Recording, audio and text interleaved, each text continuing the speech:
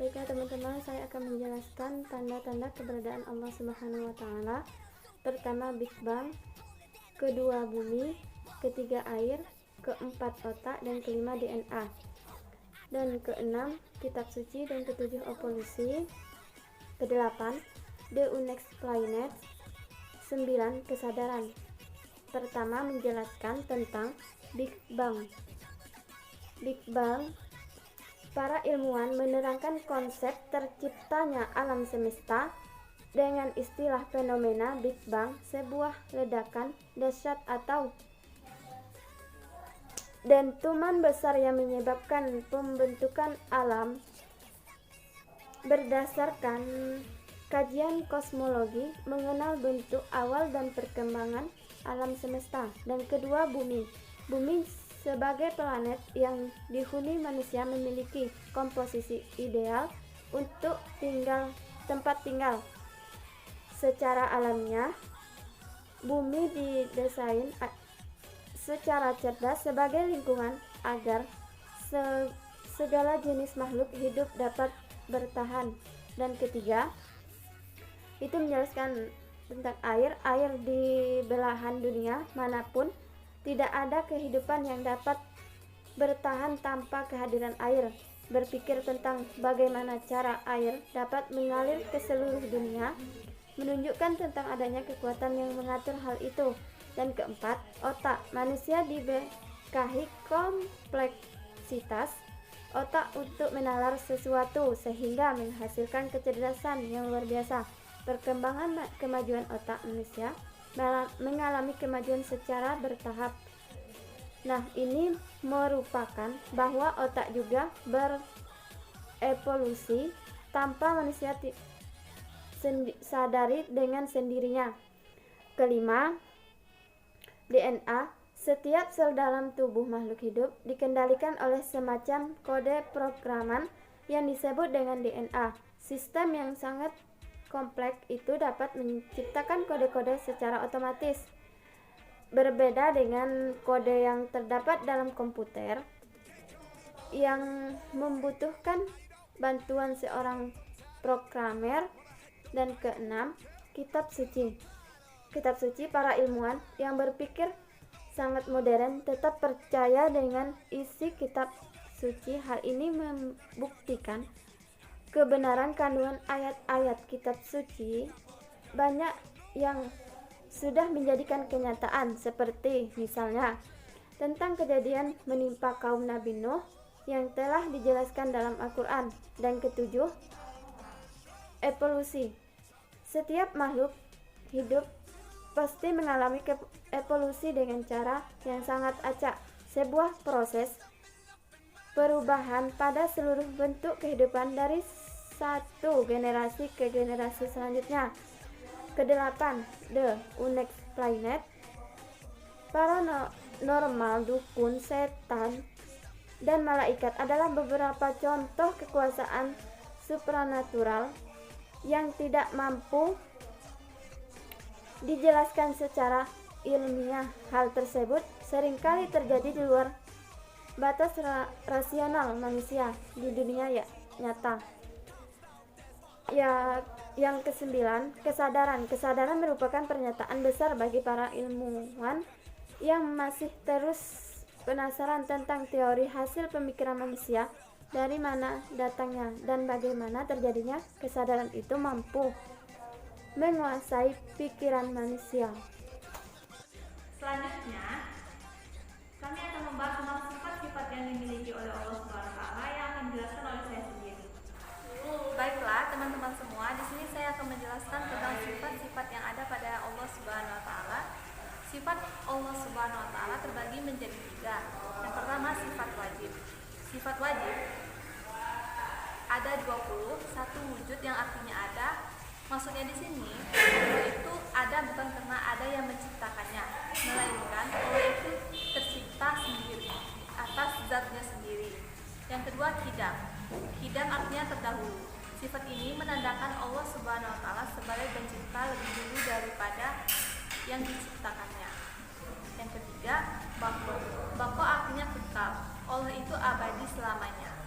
Yang keempat, mukhalifatul hawadis, artinya berbeda dengan ciptaannya. Yang kelima, qiyamuhu binafsi, artinya Allah berdiri sendiri atas zatnya sendiri tanpa bergantung dengan orang lain. Keberadaan Allah Subhanahu wa taala itu tidak ada yang mengadakannya.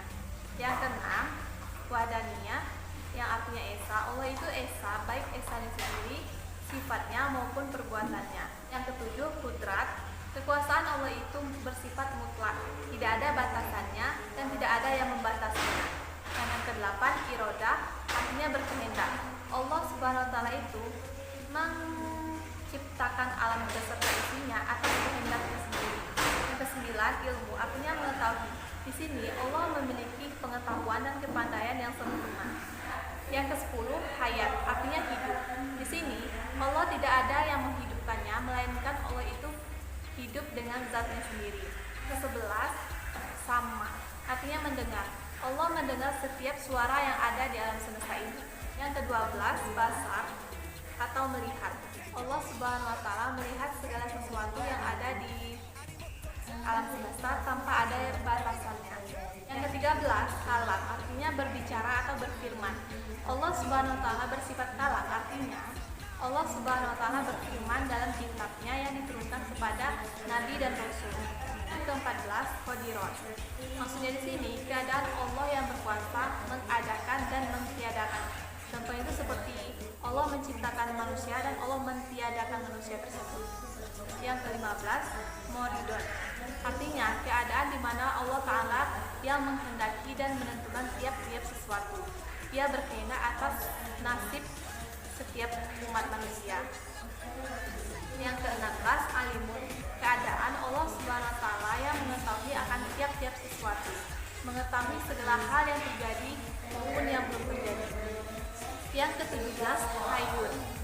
Maksudnya di sini keadaan Allah Subhanahu wa taala itu hidup. Allah adalah zat yang hidup. Allah tidak pernah mati dan tidak pernah tidur. Yang ke-18, sami'un, artinya mendengar. Allah mendengar pembicaraan setiap manusia, permintaan ataupun doa hambanya. Yang ke-19, basirun, artinya keadaan Allah melihat akan tiap-tiap maujudat atau benda yang ada. Allah selalu melihat gerak-gerik kita. Oleh karena itu, sebagai manusia, kita hendaknya selalu berbuat baik. Yang terakhir, kaunuhu mutakarimun, yaitu keadaan di mana Allah itu berkata-kata, bahwasanya Allah itu tidak bisu. Selanjutnya, sifat-sifat mustahil bagi Allah. Ada 20 sifat. Yang pertama, ada, artinya tiada. Yang kedua, kudus, baharu. 3, fana, artinya binasa. 4, mukhalifatul hawadis, artinya menyerupai makhluknya. Yang kelima, qiyamuhu baharin, artinya berdiri dengan orang lain. Yang keenam, ta'adud, artinya berbilang-bilang. Yang ketujuh, ajizan, artinya lemah. Yang kedelapan, kariman, artinya terpaksa. Yang ke-9, jahilan, artinya jahat. Yang ke-10, maut, artinya mati. Yang ke-11, sami'an, artinya tuli. Yang ke-12, umi, artinya buta. Yang ke-13, bumun, artinya bisu. Yang ke-14, kaunuhu ajizan, artinya lemah. Yang ke-15, kaunuhu karihan, artinya terpaksa. Yang ke-16, kaunuhu jahilan, artinya jahil. Yang ke-17, kaunuhu mayitan, artinya mati. Yang ke-18, kaunuhu asam, artinya tuli. Yang ke-19, kaunuhu akma, yang artinya buta. Dan yang ke-20, kaunuhu abkam, yang artinya bisu. Selanjutnya, sifat jaiz Allah Subhanahu wa taala. Selain memiliki sifat wajib dan sifat mustahil yang wajib kita imani dan kita yakini, Allah Subhanahu wa taala juga memiliki sifat jaiz, yaitu cuma satu, yaitu fi'il kulli mungkinin aw tarkahu. Sifat ini merupakan sifat yang mungkin boleh dimiliki dan boleh tidak dimiliki oleh Allah Subhanahu wa taala. Maksudnya di sini Allah boleh melakukan atau boleh meninggalkan hal tersebut. Karena Allah Subhanahu wa taala berkuasa di atas segalanya. Contohnya seperti Allah memberikan rezeki kepada umatnya. Allah berhak memberikan rezeki yang berlimpah pada hari-hari tertentu kepada umatnya ataupun boleh tidak, seperti itu. Yang terakhir, sifat jaiz Allah. Selain memiliki sifat wajib dan sifat mustahil yang wajib kita imani dan kita yakini, Allah juga memiliki sifat jaiz, yaitu cuma satu, fi'il kulli mumkinin aw tarkahu. Sifat ini merupakan sifat yang mungkin boleh dimiliki dan boleh tidak dimiliki oleh Allah Subhanahu wa taala. Maksudnya di sini boleh melakukan atau boleh meninggalkan tersebut. Karena Allah berkuasa di atas segalanya. Itu saja mengenai sifat-sifat yang dimiliki oleh Allah Subhanahu wa taala. Selanjutnya kami akan membahas tentang sifat-sifat Rasul yang akan dijelaskan oleh teman kami Sofi Adela. Baiklah teman-teman, saya akan menjelaskan sifat-sifat Rasul. Sifat Rasul itu terbagi menjadi 3. Yang pertama, sifat wajib. Sifat wajib yaitu sifat yang ada pada diri Rasul seperti as-siddiq. As-siddiq yaitu Rasul selalu benar. Al-manah. Al-manah yaitu Rasul selalu dipercayai baik Allah maupun manusia. Al-tabligh. Al-tabligh yaitu Rasul selalu menyampaikan wahyu, seperti menyampaikan ayat-ayat dan punya. Al-fatnah. Al-fatnah yaitu Rasul memiliki kecerdasan yang tinggi. Yang kedua, sifat mustahil bagi Rasul. Sifat mustahil bagi Rasul yaitu sifat yang tidak ada mungkin pada diri Rasul, seperti al-kadzib. Al-kadzib yaitu tidak mungkin, mustahil Rasul itu berbohong atau berdusta. Al-khianat. Al-khianat yaitu mustahil Rasul itu berkhianat. Al-kitman. Al-kitman yaitu mustahil Rasul itu menyembunyikan kebenaran. Al-baladah. Al-baladah yaitu mustahil Rasul itu bodoh. Yang ketiga, sifat jaiz bagi Rasul. Sifat jaiz bagi Rasul yaitu Rasul memiliki sifat seperti manusia biasa, seperti lapar, haus, sedih, senang, dan berkeluarga. Dan dia juga merasakan meninggal dunia seperti makhluk lainnya. Sifat Rasul itu juga sifat ismatul Rasul. Isma Rasul itu adalah orang yang berlindung dari pendosa. Isma Rasul adalah orang yang berkomitmen dan mengajarkan seperti berdakwah dan lain-lainnya. Selanjutnya, kami akan membahas tentang keimanan dan keislaman yang akan dijelaskan oleh teman kami Mita Lydia Putri. Baiklah teman-teman, saya akan menjelaskan keimanan dan keislaman. Pertama-tama saya akan menjelaskan keimanan. Kebanyakan orang menyatakan bahwa kata iman berasal dari kata kerja amina ya'manu amanan, berarti kepercayaan. Oleh karena itu, iman yang berarti percaya menunjukkan sikap batin yang terletak dalam hati. Akibatnya, orang yang percaya pada Allah dan selainnya, seperti yang ada dalam rukun iman, walaupun dalam sikap kesehariannya tidak mencerminkan ketaatan dan kepatuhan kepada yang telah dipercayainya, itu masih disebut orang yang beriman. Keislaman. Secara etimologi, Islam berasal dari kata salimah yang berarti selamat, sentosa, damai, tunduk, dan berserah. Kata selamat kemudian berubah dengan wazan aslama